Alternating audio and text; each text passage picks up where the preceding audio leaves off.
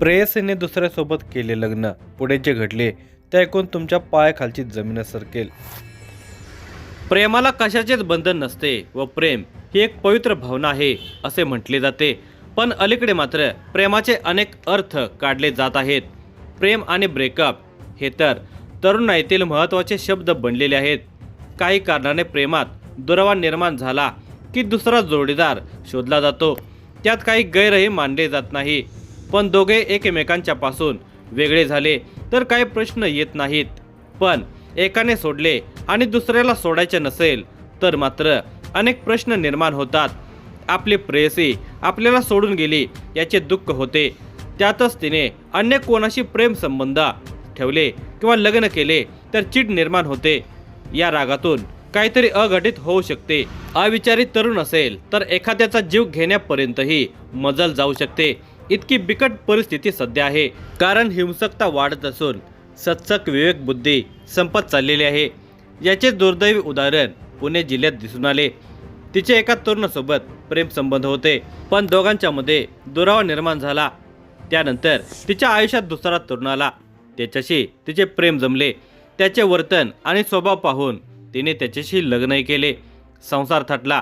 पण तिच्या या प्रेम विवाहाने तिचा आधीचा प्रियकर दुखावला गेला.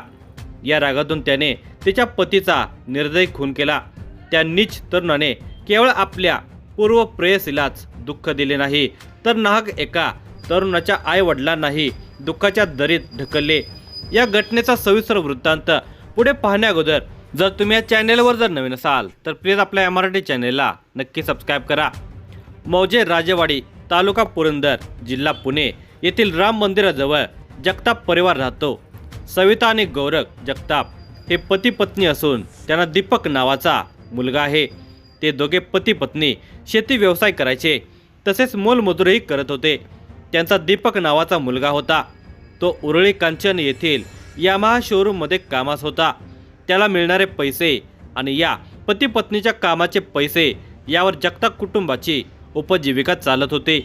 दीपक हा उरळी कांचन येथे कामाला जात होता, नोकरी करत होता. तो कमवता झाल्याने त्यांच्या लग्नासंदर्भात जगताप कुटुंबीय विचार करू लागले होते. तर दुसरीकडे दीपकचे वाघापूर येथील पायल अमोल कांबळे हिच्यासोबत प्रेम संबंध जुळले होते. याची खबर त्याने घरात लागू दिली नव्हती. पुढे ते दोघेही लग्नाच्या वयाचे झाले आणि दोघांनी प्रेमविवाह करण्याचे ठरवले. त्याप्रमाणे दिनांक 16 नोव्हेंबर 2025 रोजी भिवरी तालुका पुरंदर येथील काळूबाई मंदिरात विवाह त्या दोघांचा संपन्न झाला. विवाहानंतर 5-6 दिवस ते दोघे राजेवाडी येथे राहिले. त्यानंतर 6 दिवसांनी दीपक आणि पायल हे उरळी कांचन येथे काम करत असलेल्या गॅरेजच्या ठिकाणी भाड्याने खोली घेऊन राहण्यासाठी गेले. या ठिकाणी त्या दोघांचा सुखाचा संसार सुरू झाला. अधूनमधून सुट्टीच्या दिवशी ते दोघेही आपल्या आई वडिलांकडे येत जात होते. एकंदरीत बऱ्यापैकी त्यांचा कामधंदा सुरू होता. दीपकचे आई वडील वेळ मिळेल तसे उरळी कांचनला जात होते. असेच दिवसामागून दिवस जात होते. दीपक हा पत्नी पायलची खूप काळजी घेत होता, तसेच पायल ही दीपकची काळजी घ्यायची. त्याला खाण्यासाठी काय हवे काय नको ते पाहत असायची. त्या दोघांचा संसार राजा राणीसारखा सुखाचा चालू होता. कधी कधी दीपकला सुद्धा हेवा वाटायचा की आपल्यासारखा सुखी कोण नाही.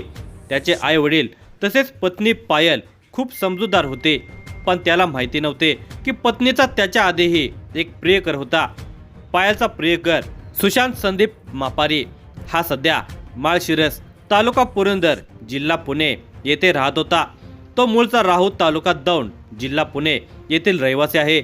त्याला दीपक आणि पायल यांचा विवाह झालेला समजल्याने त्याने त्या दोघांच्या फोनवर call, WhatsApp call, Instagram call करून धमकावण्यास सुरुवात केली होती. तुम्ही दोघांनी लग्न का केले असे तो दीपकला म्हणू लागला होता. पायल माझी होती, ती माझ्याशी लग्न करणार होती. तू पायलसोबत लग्न का केलेस? तुम्हाला बघतोच, तुम्हाला ठेवणार नाही अशी धमकी देण्यास त्याने सुरुवात केली. सुशांतचे रूप पाहून दीपक आणि पायल हे दोघेही घाबरले. ते राजेवाडी येथे आले. दोघा पती पत्नीने सुशांतने दिलेल्या धमकीबद्दल आपल्या नातेवाईकांना सांगितले. त्यावेळी घरातील जाणकार मंडळी म्हणाली की आत्ताच काही दिवसापूर्वी लग्न झाले आहे, अजून महिनाही झालेला नाही, आपण सर्वजण सुशांत मापारीला समजून सांगू, असे सांगत नातेवाईक मंडळीने दीपक आणि पायलला आधार दिला. तिकडे मात्र सुशांतच्या डोक्यामधील राग दिवसेंदिवस वाढत चाललेला होता. सुशांतकडे पायलचा एक मोबाईल फोन होता, त्यामुळे तो मोबाईल मला परत तुला द्यायचा आहे असे सांगून तो दीपकला गावाबाहेर भेटण्यासाठी बोलवत होता. दिनांक 13 डिसेंबर 2025 या दिवशी दुपारची 12:30ची वेळ होती. दीपकला कामाला सुट्टी होती, त्यामुळे उरळी कांचन येथून दीपक हा पायलला घेऊन राजेवाडी येथे आपल्या गावी आला. त्यावेळीही तो मोटारसायकलवरून येत असताना सतत सुशांत फोन करू लागला, म्हणून दीपकने मोटारसायकलवरून पायलला घरी सोडले. त्याने पत्नी पायल आणि आईला सांगितले की सुशांतचे सारखे फोन येत आहेत, मी त्याला भेटून येत आहे, त्याचा एकदा विषय संपून येतो. दरम्यान सुशांतचा पुन्हा फोन आला.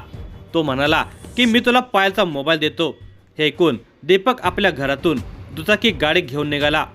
संध्याकाळी घरी येतो असे सांगून तो निघून गेला, पण तो पुन्हा घरी आलाच नाही. तो परत न आल्याने घरातील सगळेच घाबरले होते. त्याने त्याच्या फोनवर फोन करण्यास सुरुवात केली, परंतु त्याचा फोन बंद लागत होता.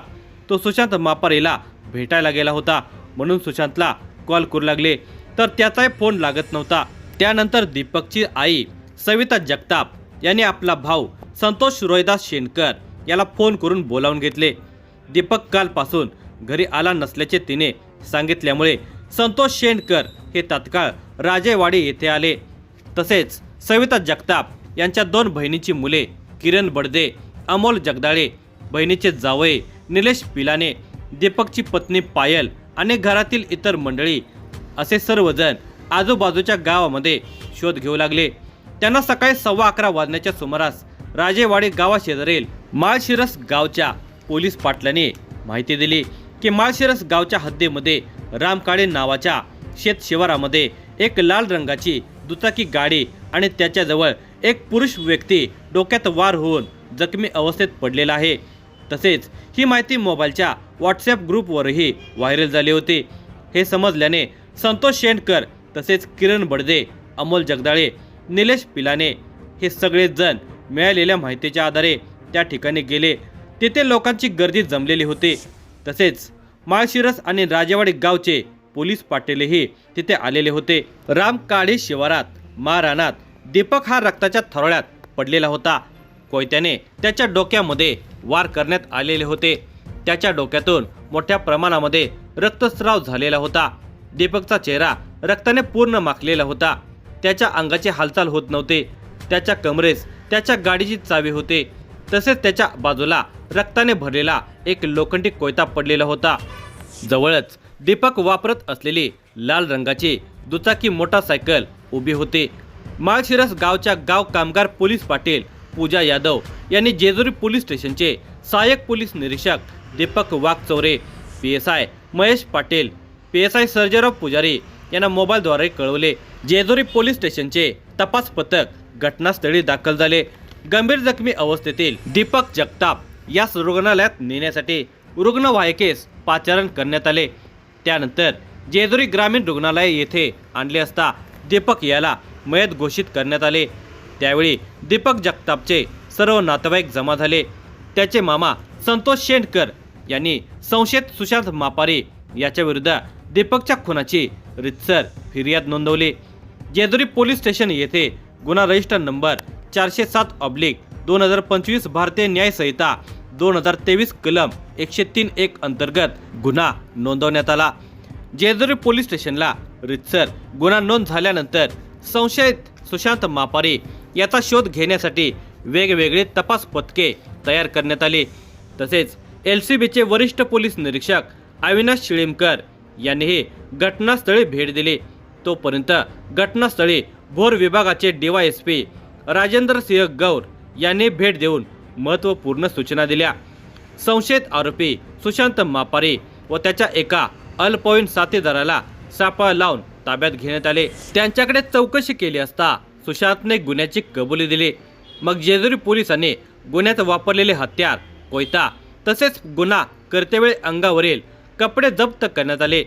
सुशांतने सांगितले, पायल कांबळे आणि माझे पूर्वीपासूनचे संबंध होते. आम्ही दोघे लग्न करणार होतो, परंतु दीपकने तिच्यासोबत लग्न केल्यामुळे माझ्या मनामध्ये दीपकबद्दल चीड निर्माण झाल्यामुळे मी त्याला कायमची अद्दल घडवली. या गुन्ह्याचा पुढील तपास पुणे ग्रामीणचे पोलीस अधीक्षक संदीप सिंह गिल, अप्पर पोलीस अधीक्षक गणेश बिराजदार, भोर विभागाचे DYSP राजेंद्र सिंह गौर, स्थानिक गुन्हे शाखेचे वरिष्ठ पोलीस निरीक्षक अविनाश शेळीमकर यांच्या मार्गदर्शनाखाली जेजूर पोलीस स्टेशनचे सहाय्यक पोलीस निरीक्षक दीपक वाघचौरे आणि इतर सहकारी हे पुढील तपास करत आहेत.